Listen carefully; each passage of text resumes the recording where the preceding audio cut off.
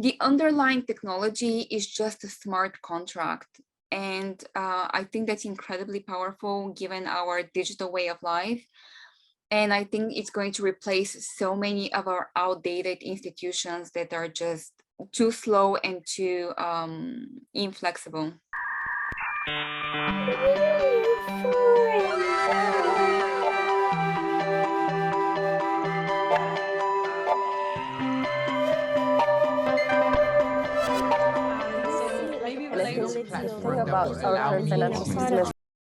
Hello everyone and welcome yet to another episode of NewForum. NewForum is powered by NewCoin Foundation and is focused on fostering decentralized social applications, also known as Social 3.0, by forming an ecosystem and a community of visionaries, creators, and investors to spark conversations on the topics of crypto and Web3 culture. And on this episode of NewForum, we're super happy to have Amal Jomaa with us. She's the Business Development Director at Style 3D. Amal is absorbed in 3D fashion and immersive experiences. She's a lifelong learner, innovation enthusiast, endlessly curious, a problem finder, and a creative solver, excited about all the opportunities for digital fashion in the Metaverse. We'll be discussing everything from NFTs to the role of fashion in the Metaverse, as well as defining what our identities might look like in the Metaverse. Hey, Amal, we're very happy that you could join us on this episode of NewForum. We've been waiting for it to happen already, so it's finally here and we can't wait to begin the conversation. Oh, thank you so much, Salimi, for this incredible introduction. I am so glad to have been invited. Thank you. And Joyce for inviting me to share my experience and hopefully add some value to your community. Yes, totally. So Amal, who are you, and could you explain your journey into fashion, and if you could define what it means to translate between fashion and technology? Well, that's a longer conversation than I think we have time for. So to summarize it, I would just begin by saying that I didn't choose fashion, fashion chose me. It's been the one thing in my life that I've known that I wanted to do since I was 5 years old. So I've always been eager and passionate about pursuing a career in fashion. I studied fashion design as my bachelor's, but I found out that the market was already very saturated. So once I graduated, I couldn't find the opportunities where I could apply my skills and started looking to pivot to a career path that was going to be more fruitful. And this is when I chose to pivot to technology. And I've spent the last 5 years in the 3D world. It has been a very challenging journey, but one that I enjoy immensely. And especially for the past year, I've been introduced to so many different spaces, so many emerging technologies, blockchain, NFTs, and all those things that I was always intuitively foreseeing in terms of where things were going to head, but to see them come to fruition in the speed and the way that they have developed has just been incredible. So saying all of that, my roles in various companies that I've been involved with for the past 5 years has been to translate between fashion and technology, to get a sense of what brands are looking to express in a new digital 3D way, to understand their core message, their core style, orientation, and to then translate all of that to an engineer who can actually develop the 3D. Because fashion is so much about the unseen. It's so much about the communication that you need to read between the lines. And when you have a designer trying to explain that to someone who is very analytical, like an engineer, things just get lost. So I facilitate this kind of transaction where I'm the go-between to understand, okay, exactly what is it that the designer wants and what is it that the brand wants to represent, and how do we take that and translate it to a digital realm. Wow. I wish I could like be standing next to you, be shadowing you when you're going through the process. It must be quite interesting. Like I haven't experienced that before, and I'm a fashion designer, but I haven't yet like dived into the digital space so much, but I'm well on my way. And so I'm curious to know, like, how can brands enter the metaverse? Because this has been like a pressing topics. You know, it's like all over. Everybody's asking how is that going to happen, especially like the more traditional brands. Are they going to be left behind? Like, how's it going to look like? If you have any thoughts on that. I do, and I love that question because it's one that I can answer with lots of compassion. Because fashion industry is the most challenging industry on the planet. It doesn't stop. There is always the next season coming around the corner.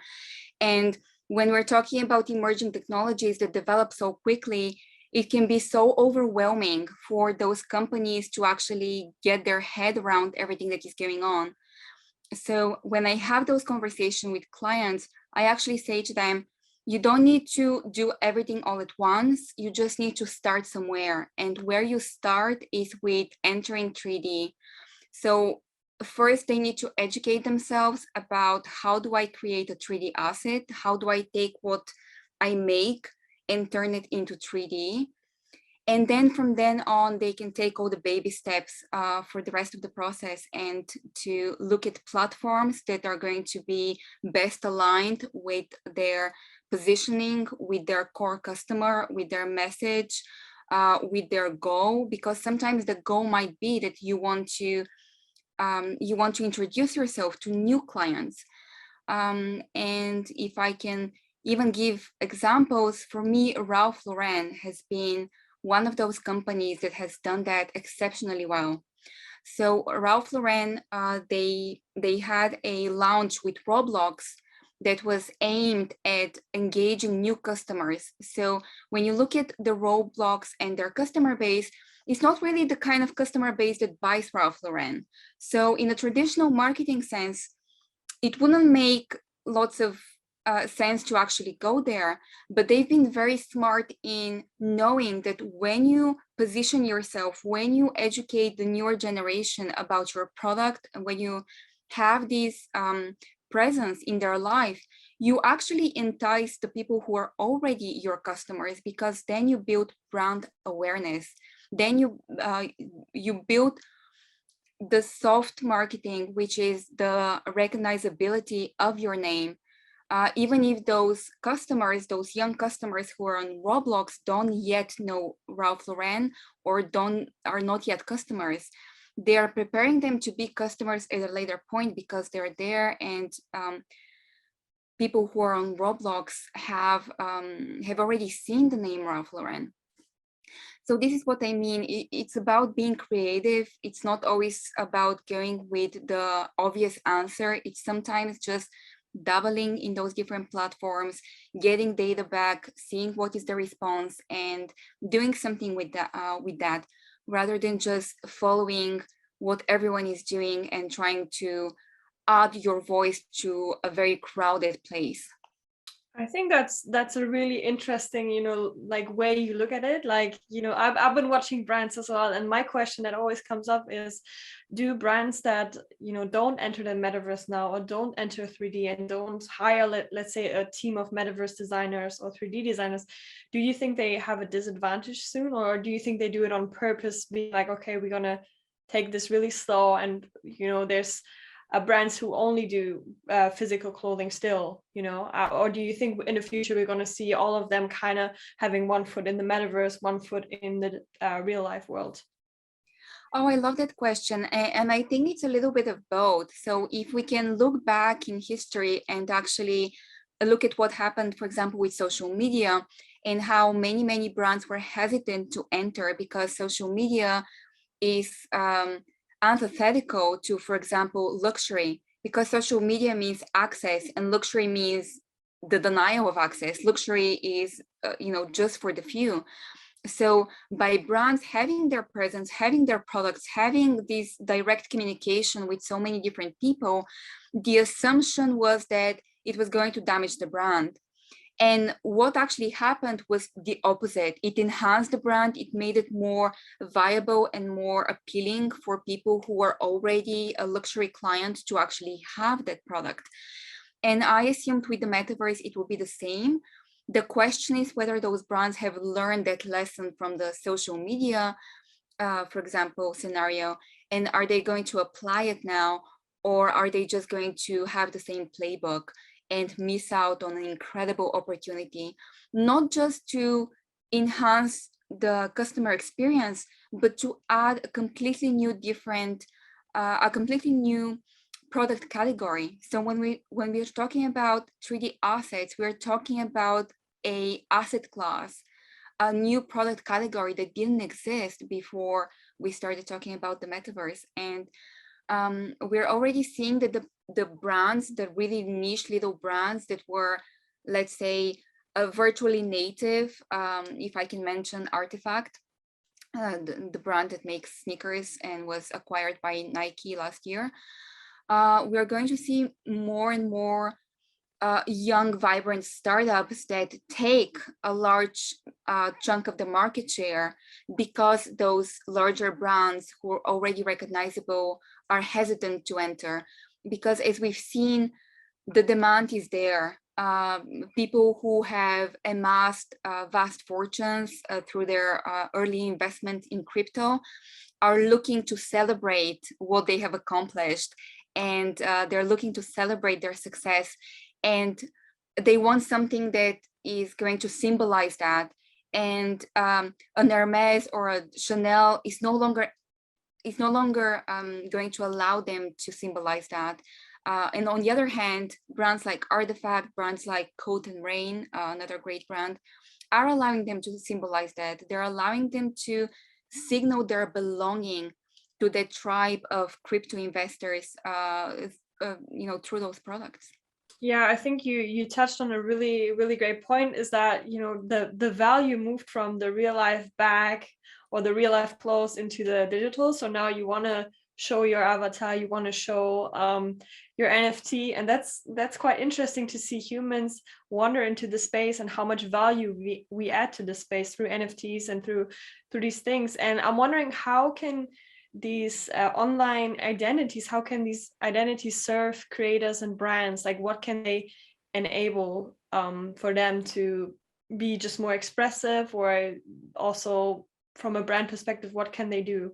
Oh, that was one of my favorite aspects of switching to creating in 3D, because before that I was creating in real life. I know how to construct clothing, I know how to make clothing, but 3D is it's a completely different paradigm where you're not constrained. You're not constrained by physics. You're not constrained by budgets. You're not constrained by anything. And you can just let your imagination run wild. So for all those brands out there that are struggling with timelines, that are struggling with production, with supply chain, with all of those different elements that are actually, you cannot surpass those to have a physical product, all of that is gone when you're working in 3D. When you're working in 3D, all you have is your imagination and your willingness and your time to create whatever you want to create. And our platform even has, you can even tweak the parameters of gravity. So you can even have things like zero gravity environments. You can even have things like flowing or catching fire or exploding. You can just have so many of those incredible visual effects that we've seen, for example, from the film industry, be applied to your product to signal a different kind of message. And to me, that's the most exciting thing about digital fashion from a creative standpoint, and also from the fact that it is going to save us not just the time and money and resources, but it's going to save so much of those materials that are going to be wasted. For example, a fashion store can never be empty. And sometimes some brands, well, actually, I don't want to say all brands, would have clothing in the store that they know won't sell, but they just need it as a way to merchandise the store in a certain way. you take something like digital fashion and you eliminate all of that. You eliminate all that waste that is being created in a way that is being subservient to the brand image. Mike, so as you're talking, I was just thinking, like, I have a lot of people that I've communicated with that find it really, really difficult to comprehend this whole idea of digital fashion, because yes, it's solving a lot of sustainability issues, that we know of, at least what we've sort of ironed out so far. But then the practical side of, like, well, I'm not going to be able to wear it. Like, what's the point? How do you answer, or how would you answer a person like that? Yeah, that's a question that I often get asked as well. And my answer would be that for right now, you can't wear it. That is correct. But we have to look to the future. So what do we know? We know that Apple, for example, this year are rumored to be coming out with AR glasses, meaning that the AR glasses are going to be just as revolutionary as the iPhone. And 10 years from now, no one is going to be looking up at their iPhone. People would be going around looking at the world through their glasses, meaning that I can be wearing this dress, or I can be wearing, a nice little, for example, cashmere set. But when I purchase a digital item, you would see me in that dress. So I could be wearing like a tracksuit or a pair of jeans, and going out the door, I can actually select what people wearing those glasses see me wear. And that's not as far-fetched of a concept when we look at, for example, social media, and how people are now literally living their life on social media, going to certain places, posting certain photos, wearing certain outfits just to take the picture and then upload it. So it will be the same thing with digital fashion in terms of, I'm going out, I have a meeting today with this and this person. And if those people are all different, and for example, I need to be represented in a different way, I'll be able to switch outfits from one to the other. And again, it might seem a little bit far-fetched to think that we're all going to be wearing those AR glasses, but I see people down the street and we're all kind of typing on our phone. So I'm fairly confident that we are looking into a future where we will be having some kind of a device on our face that is going to make those interactions seamless. I think that, like, with time, a lot of these things will make sense, But for now, it's like it's the potential of it that I guess it's exciting, and there are people who are also speculating, and it's just what it is, When something new is coming up, we have these type of conversations. Just from when the internet itself, started, we were going round and round in circles about how it was going to look like, and it was eventually realized. So I think that most of these questions will be answered when we get to that point where it can really be answered, right? But right now we're all like us making assumptions and speculating, and then there's the potential. And I think for me, that's what excites me, the potential of these amazing technologies.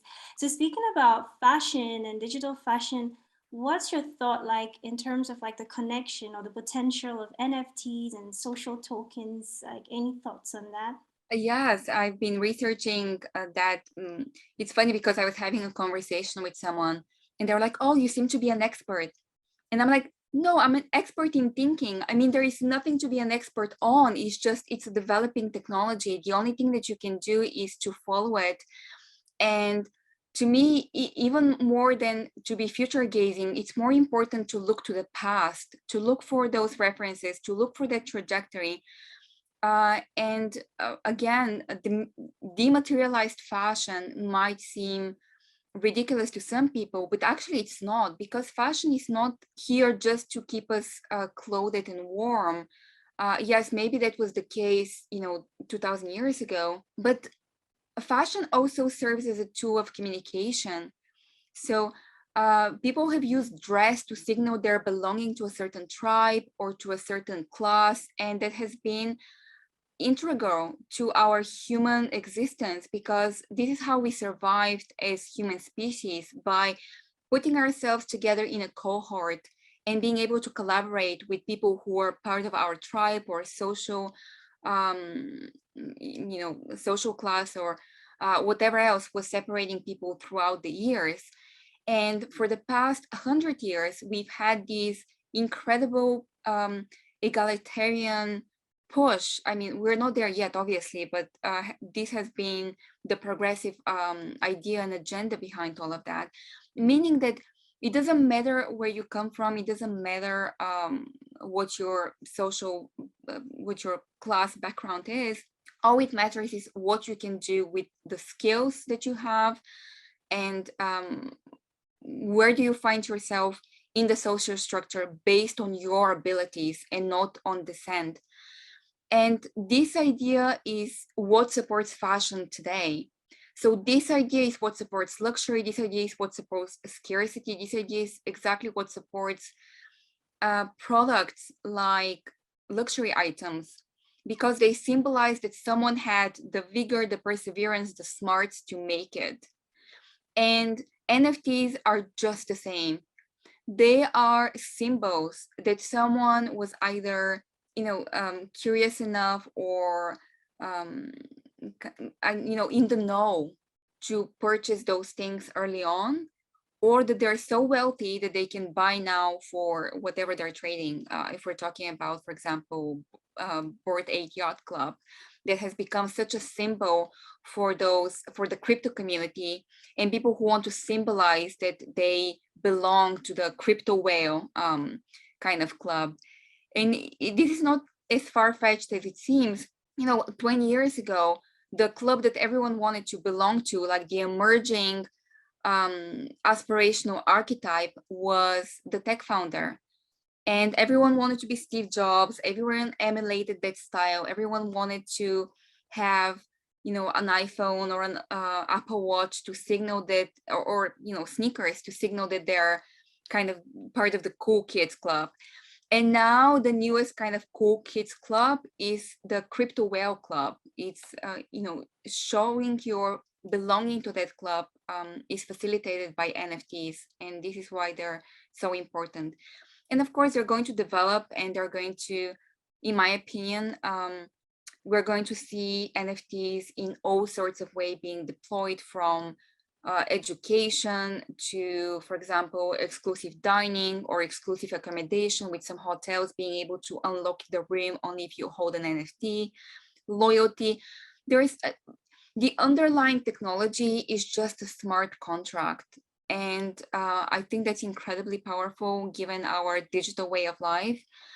And I think it's going to replace so many of our outdated institutions that are just too slow and too inflexible. I was just thinking about, the concept of Fashion Week, like because the last Fashion Week I went to, everyone was sitting there with their phone anyways. That was before the pandemic, and you go there, you get your little goodie bags, and but you also film a bit, or you show it on your social media. And I'm like, what do you think about like Fashion Week? Like, is it gonna, because right now I think there's the Fashion Week on Decentraland happening, and so there's quite a lot of digital fashion shows happening. So what do you think, is the Fashion Week, like the concept of Fashion Week, totally gonna vanish, or do you think there's gonna be two running concepts happening here? Well, it's really interesting. And again, because my background is in fashion, I look at the history of it. So Fashion Week started as a event for buyers to look at the new collections and submit their orders, and then mushroomed into this huge marketing vehicle that to me is kind of absurd on the face of it. Because right now you're seeing models come down the runway and it's like a whole circus and everyone is taking photos, but you cannot buy anything because those are collections to be in stores for like 6 months, which makes sense for when Fashion Week was designed for buyers to say, okay, I want like 20 of those dresses for my store, and then they need to be made and shipped. For now, I think we're seeing a big paradigm shift. I think the ways of Web2 social media influencers are just going to die because everyone is like so sick of that. I think it's so tiring. Everyone is always so fake. It's just, and maybe it was okay once we weren't aware of that, but now we're all aware of it, and it kind of it's kind of passe. I mean, for me, it was passe 5 years ago, but some people are just waking up to that realization. And here is where the opportunity for Web3 comes. So those fashion shows, why are they so powerful? Because they create this emotional connection. So they present not just the clothes, because the clothes by the end of the day are just a simple commodity, like a potato. So you're able to sell that, that commodity for so much money because you ingrain the emotional power of fashion into that. And you can do that with, in a new paradigm shift in Decentraland or whatever else. But you have to understand, just like Salimi said, that people are going to be the same. I mean, for all our evolution, our brains are still wired the same way. We still value the same things. We still value connection. We still value self preservation. We're still striving towards self-actualization. And this is what fashion represents. It represents a promise for you to actualize yourself. And this is why fashion doesn't need to be physical or digital. It just needs to be encoded in with certain emotions to be powerful. And the companies who realize that and know how to translate that in a digital form are going to be the successful ones. And the ones that take what is already happening in real life and try to copy it in a digital way, like one-to-one, like just mirror the process, to me, are going to miss out on an opportunity. And I think we're going to see lots of amazing creativity happening. But for right now, I'm just seeing that the fashion industry is hesitant. Everyone is waiting for everyone is waiting for this to become mainstream, for them to adopt it. And the fear with that is, of course, that once it's mainstream, well, then you have lots of competition. As of right now, you can be that first voice. You can be leading the charge rather than following. I think that was a really interesting take. I haven't heard that in the way you explain it. I think is really interesting because you look at the psychology of humans and why fashion exists. And I like the fact that you say fashion is about self-actualization and putting emotion into the product kind of.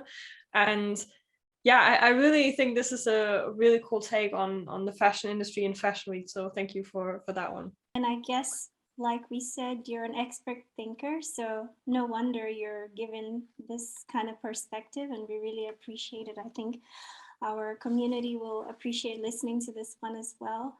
I'm just wondering what you think about blockchain, sustainability and blockchain, and how can we coordinate? I think we spoke a little bit about NFTs, but how can we coordinate NFTs, blockchain, and also fashion management more efficiently?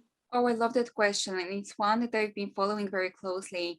So again, when you look at the history of fashion used to be just small companies producing, especially luxury. It used to be really tiny little ateliers in Paris, in Italy, producing the best quality items. And everything was locally sourced, everything was locally crafted, with this heritage of craftsmanship that was even followed from generation to generation.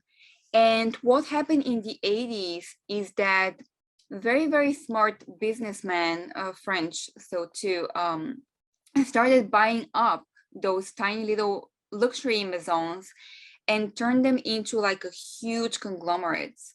So now you have, I call it supply chain gymnastics, where you have designer HQ in Paris, sourcing in Colombia, where they get, for example, the most precious skins. And then you have all of that is assembled in China. And this thing comes from over there, and this thing comes from over there. And everything is just so fragmented. It's so complex. It's just insane when you look at the supply chain and what a single product goes through in terms of having the materials shipped from one end to the other. And to me, this is where blockchain and anything that is a digital ledger can come and pretty much solve this issue. Because as of right now, the system is too fragmented, no one can keep track of it. And the end customer, even if they desire to be educated on it, it's just so complicated. I mean, for me, someone who is a professional who has spent time in manufacturing, I'm mind boggled when I see that the fabric comes from Italy, but the wool comes from Australia, and then it's spun here, and then it's sent over there, and then it's cut in a third place, and it's just too much. And by the end of that, you're supposed to have some kind of a mathematical score on what is the CO2 emission of that product. Well, good luck calculating all of that for thousands of products, for 12 collections a year. I mean, it's just insanity. And this is where blockchain comes in, because blockchain can actually track all of those movements, can actually then have that data and translate it to the end consumer, so that that end consumer can then look at that and decide, okay, is that item valuable to me? Do I really want to contribute to an economy that is making all of those rounds, that is having a simple t-shirt being assembled from 15 different places? I mean, those materials, that t-shirt has more miles than I do, than any of us do, because it travels so much all over the place. And even if you try to untangle that system, it's impossible. And for me, this is where blockchain comes in to bring that transparency, to be able to stop the insanity and the greenwashing and all the statements that have no substance behind that, to actually provide consumers with unimmutable data about, okay, where did this thing came from? Where did it travel? Who made it? What was that person paid? Were they paid a fair wage? Or is this company that is selling me a bag that costs like 4,000 euros is paying their workers something like 300 euros? And do I want to contribute to that? Do I want to incentivize those companies to continue their practices if this is what they're actually doing?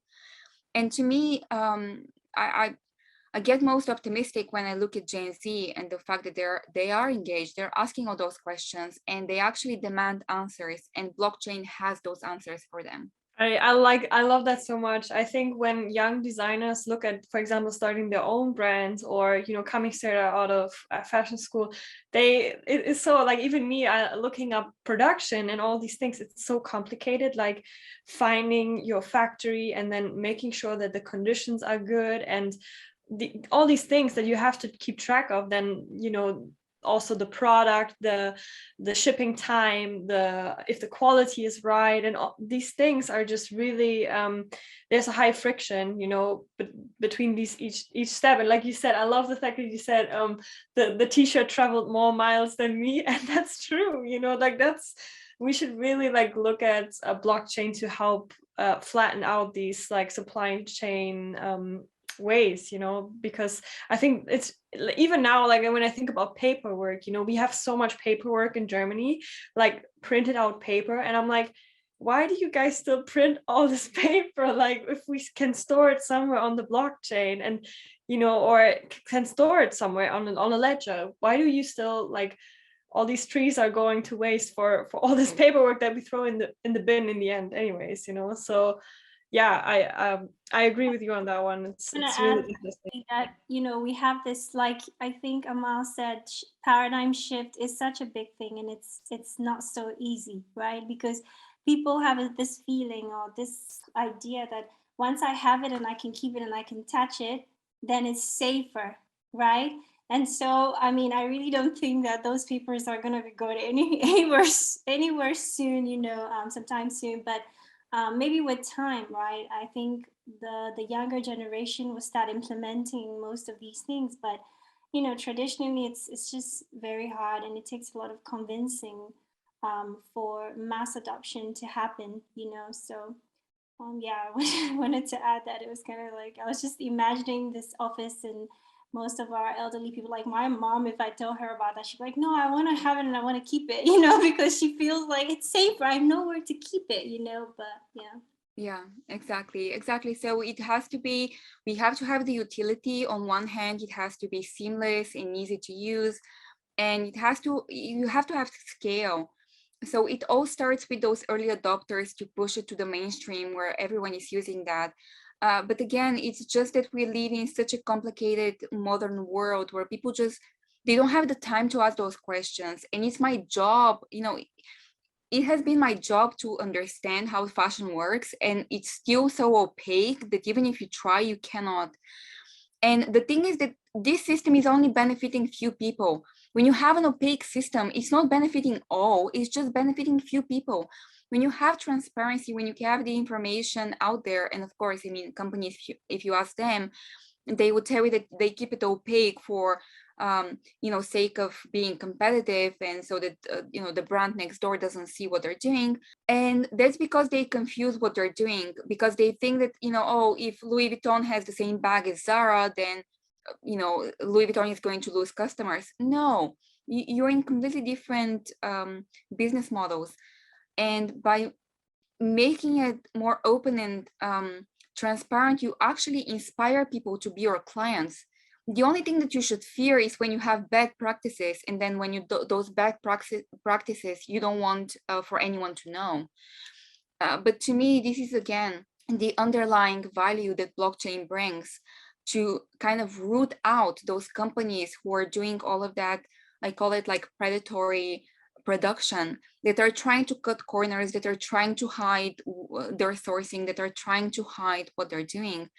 And I see lots of companies trying to figure it out. And again, it's a huge, you know, challenge to take on, because they rely on production overseas, where they trust, you know, their the companies that then subcontract those supply chain kind of corridors. So it's very, very complicated.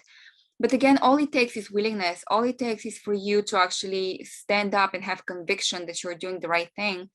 And in the long run, that always pays. I mean, there are companies that I really, really admire. When we look at, for example, what Apple does on a consistent basis, the fact that they put forward what they're about, the fact that they pretty much destroyed Facebook by allowing people to choose their privacy settings. And I think they're one of those companies that they're the most valuable company on the planet because they have great product, but they have great product because they have great values. One comes after the other. It's not that you can have a beautiful product, but then be part of the malice economy. No, it doesn't work like that. You have to have great values, and then a great product follows that. Yeah, I love that.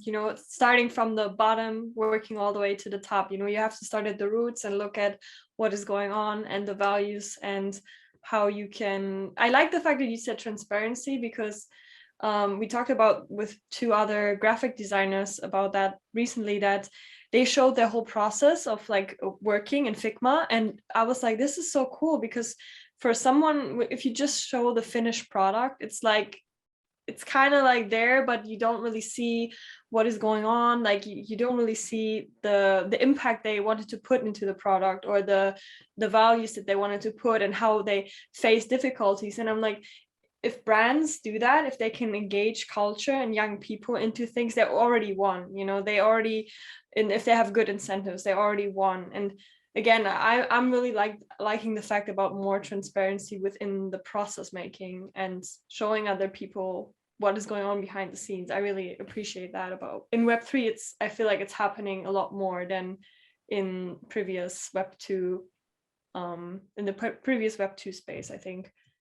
Yeah, and again, I think it's human nature. Human nature thinks of things in a zero-sum game, whereas, oh, if I tell you something, then I'm going to lose out. And actually, from human development, we know that the greatest prosperity comes from collaboration. And this is why I'm so proud to be part of Style 3D, because we actually want to give that tool to emerging designers. We want to have everyone using not just the tool, but to be able to tap into this technology that is so complicated. I mean, for me, when I started just as a fashion designer, it was such a deep dive because all of a sudden I had to learn a whole different, way of working, because it's a completely different, not just paradigm and way of working, but it's a completely different discipline, and your brain has to be working in a completely different way. But what Style 3D does, what other companies are doing, is bringing those tools to everyone to use. And this is how we elevate people. This is how we create prosperity. And people often think that, oh, if those people over there prosper, then I'm going to lose out. No, because once they prosper, they are going to come and spend, the money that they've earned in your business, and you create a whole ecosystem. And this is why I enjoy so much the idea behind Web3, because we're really talking about ecosystem in a way that is more organic, because it acknowledges the point that we are all connected. And the Web2, for example, mindset is kind of, oh, you have influencers and then you have followers. So it is this like zero-sum game where, oh, well, I need to follow less accounts that follow me, or otherwise I wouldn't look important. I know, just something. But this binary way of thinking where you don't actually realize that everything is interconnected, and you need to have incentives in place to bring out the best in people. You need to have incentives in place where everyone wins, because as soon as someone loses, they become bitter, and you just foster a horrible environment for yourself if you start putting things in a binary term. If you start putting things in a community term, if you start putting things in a term of an ecosystem, you have this new approach where everyone knows that they need to work together for the betterment of everyone. And it's not just, oh, let me better myself at your expense. It's no, let me help you, because once I help you, it helps everyone in the same community. Brilliant. I totally agree with you, and I'm publicly agreeing with you, because it you kind of nailed it. And I think like the Web2 model just causes people to be more competitive, right? Like you said, with following, and sometimes you even I find myself getting influenced when I check something on maybe Instagram and this person only has 3 followers, and just like, okay, maybe not, because it's kind of been ingrained in our minds, and so it becomes more competitive. And Web3 just like disrupts all of this. And the word you use, ecosystem, right? I mean, we're not just throwing that word around. And I think in Web3 is like the principles of Web3. It's community oriented, right? And I think that's very important. We're all in this together. We're building this together. We want the world to be a better place. And I think this is why Web3 is thriving, right? And it's gonna get exactly where it needs to be, because it encompasses all these values, right? For us to improve, for us to be better as a people, because the internet is here.